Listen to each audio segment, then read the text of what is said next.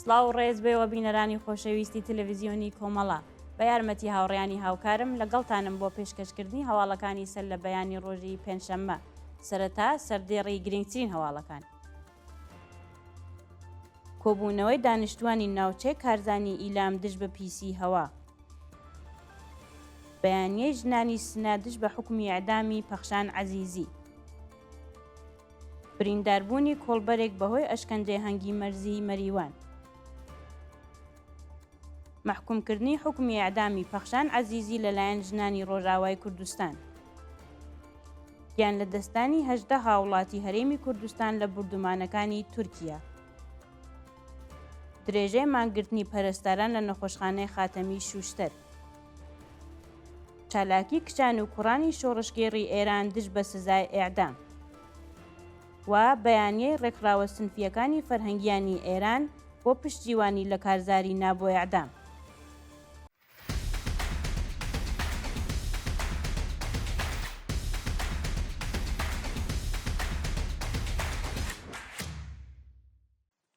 کۆبوونەوەی دانیشتوانی ناوچەی کارزانی ئیلام دژ بە پیسی هەوا. ڕۆژی چوارشەمە 26 بەفرانبار دانیشتوانی ناوچەی کارزانی سەر بە پارێزگای ئیلام لە ناڕەزایەتی بە پیسکردنی ژینگە و هەوا لەلایەن کارخانەی سیمانەوە ناڕەزایەتیان دەربڕی.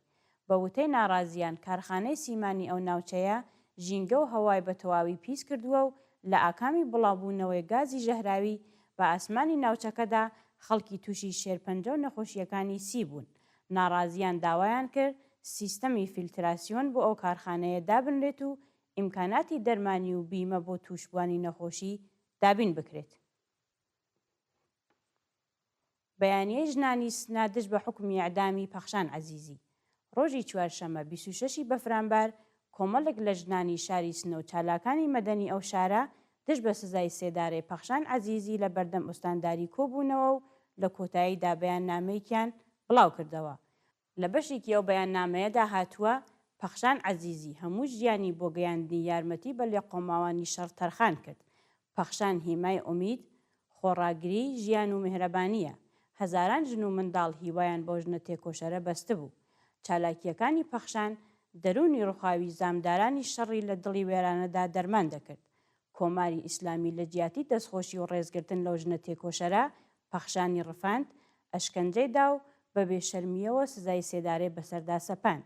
ڕژیم دەیەوێت لە ڕێگەی کوژانەوەی ئەو ڕووناکیە خواستی دادپەروەری و ئازادی سەرکوت بکات. پەخشان یاریدەرێکی کۆمەڵایەتی بووە و ڕەفاندن و دادگاییکردنی نایاساییە.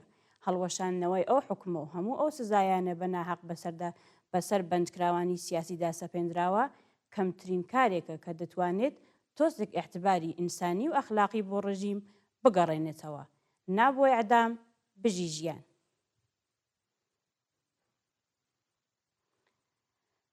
برینداربوونی کۆڵبەرێک بەهۆی ئەشکەنجەی هەنگی مەرزی مەریوان.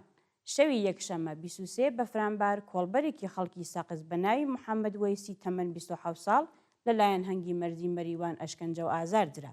بەپێی راپۆرتی کۆڵبەر نیوز محەممەد وەیسی لەلایەن هێزەکانی ڕژیمەوە لە سنووری هەنجیران دەست بەسەر و بە سەختی ئەشکەنجە و ئازاردراوە. بەیانی سێشەمە سەرکوتگەرانی کۆماری ئیسلامی جلوبەرگیان لەبەر ئەو کۆڵبەرەدا دڕیوە و پاشان ئازادیان کردووە. محکومکردنی حکمی ئەعدامی پەخشان عەزیزی لەلایەن ژنانی ڕۆژئاوای کوردستان. ڕێکخراوی ژنانی کونگرەی ستال لە ڕۆژئاوای کوردستان ڕۆژی چوارشەمە 26 بەفرانبار لە کۆبوونەوەیەکی ناڕەزایەتیدا سەپاندنی سزای سێدارەیان بەسەر پەخشان عەزیزی بە توندی مەحکوم کرد.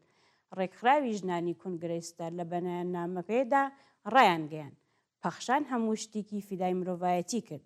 بەردەوام یارمەتی برینداران و لێقۆمانی شەڕی ئەدا.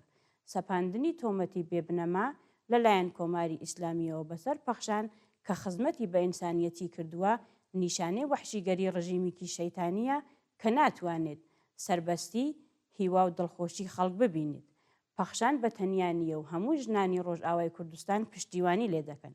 بۆ بوونەوە داوا لە کۆماری ئیسلامی دەکەین بە زووترین کات حکمی سێدارێ ئەو ژنە تێکۆشەرە هەڵبوەشێنێتەوە و لە زیندان ئازادی بکە.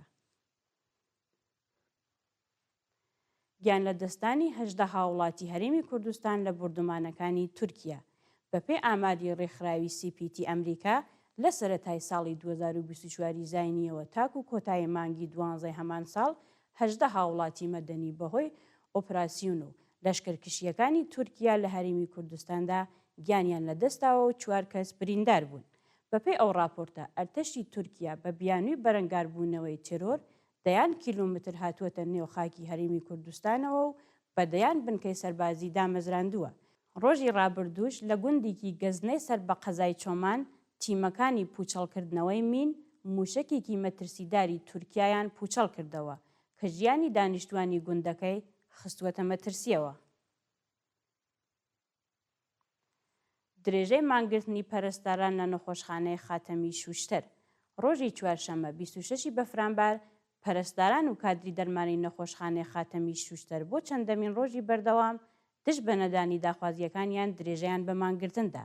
پەرستاران بە کۆبوونەوە لە نێو مەحەوەتەی نەخۆشخانەدا خوازیاری چوونەسەرەوەی تعرفەی پەرستاری، زیادکردنی حەقدەست بەپێی ڕێژەی هەڵاوسان، تەزمینی ئەمنیەتی پیشەیی، کەمکردنەوەی ساعەتی کار، پەرداختی ئیزافەکاری و کارانە، دامەزرانی هێزی کاری نوێ، گۆڕانی دۆخی پیشەیی، نوێکردنەوەی گرێبەست و ڕێگری لە کۆچکردنی کادری دەرمان بۆ دەرەوەی وڵات بوون. چالاکی کچان و کوڕانی شۆڕژگێری ئێران دش بە سزای ئیعدام. بەپێی ئەو وێنانەی لە تۆڕە کۆمەڵایەتیەکان بڵاوکراوەتەوە، کچان و کوڕانی شۆڕژگێر لە شارەکانی کوردستان و ئێران دش بە ئیعدامی بەنجکراوان لەلایەن کۆماری ئیسلامیەوە چالاکیان ئەنجام داوە. کچان و کوڕانی ئازادیخواز و بەرابەری تەڵەب بە نووسینی دروشم لەسەر دیواری شارەکانیان خوازیاری هەڵوەشاندنەوەی سزای سێدارەی پەخشان عەزیزی، وریشە مورادی، مجاهید کورکور، عەباس دریس، تۆمەتبارانی پەروەندەی شارۆچکەی ئێکباتان و هەموو ئەوانەی بوون کە دەستگای قەزایی بە ناحەق حکمی ئیعدامی بەسەریاندا سەپاندووە. بەیانیەی ڕێکخراوەی سنفیەکانی فەرهەنگیانی ئێران بۆ پشتیوانی لە کارزاری نابۆ ئیعدام. ئەنجومەنی سنفیەکانی فەرهەنگیان لە شارەکانی شاباد، ئیسلامشار، ئەلی گودەرز، بوشێر، تاران، شیراز، سنا، سەقز و زیویە، مەریوان و سەوڵاوە، ساری و هەرسین لە بەیاننامەیەکی هاوبەشدا پشتیوانی خۆیان لە کارزاری سێشەمانەی نابۆ ئیعدام دەربڕی.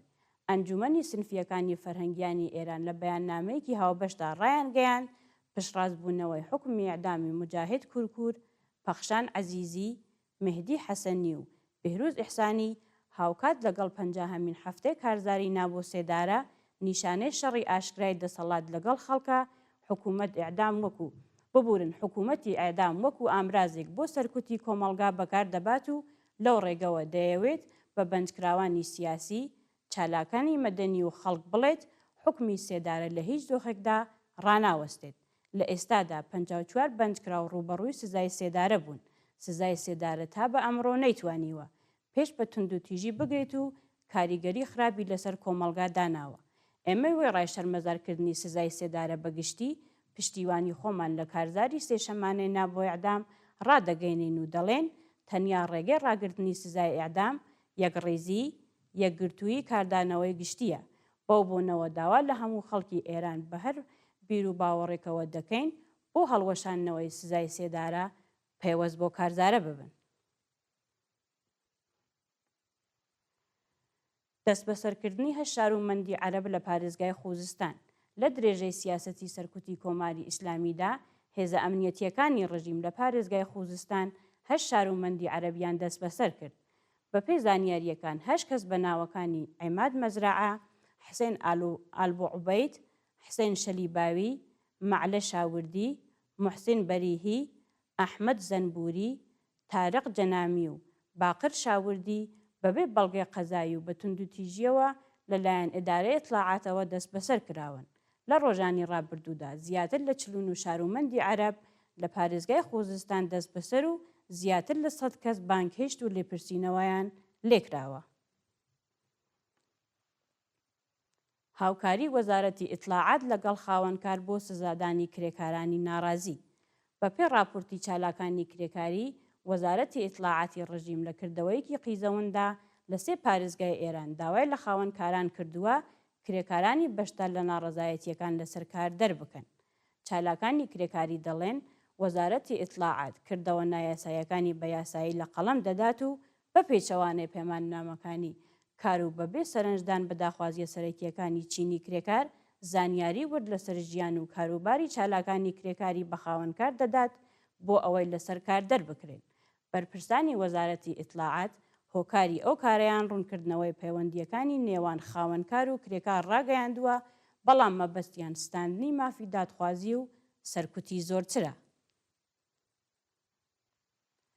و دوایین هەواڵمان سەبارەتە بە چوونەسەرەوەی 40% نرخی کەلوپەلی بێهداشت. عەلیڕەزا کیانی جێگەری سەرۆکی ئەنجومەنی بەرهەمهێنانی کەلوپەلی بێهداشتی ڕۆژی چوارشەمە 26 بەفرانبار ڕایگەیاند بە بۆنەی چوونەسەرەوەی نرخی دولار نرخی کەلوپەلی بێهداشتی لە سەدا 40 گران دەکرێت. کۆماری ئیسلامی توانای چارەسەرکردنی قەیرانەکان و کۆنتڕۆڵکردنی نرخی دولاری نییە بۆ بۆنەوە نرخی کەلوپەلی بێهداشتی بڕیارە زیاد بکرێت. لە ڕۆژانی ڕابردووشدا چەند راپۆرت لەسەر چوونەسەرەوەی نرخی خوراک و دەرمان بڵاو کرابوو. گرانی لە ڕادەبەدەر، هەڵاوسان و بێکاری ژیانی خەڵکی تاڵ کردووە و بە وتەی هەندێک لە بەرپرسانی ڕژیم 70% جەمیەتی ئێران لەژێر هێری هەژاریدا دەژین. بینەرانی عەزیز و خۆشەویست، هەواڵەکانتان پێشکەش کرا. هەر شاد و ئاسوودە بن.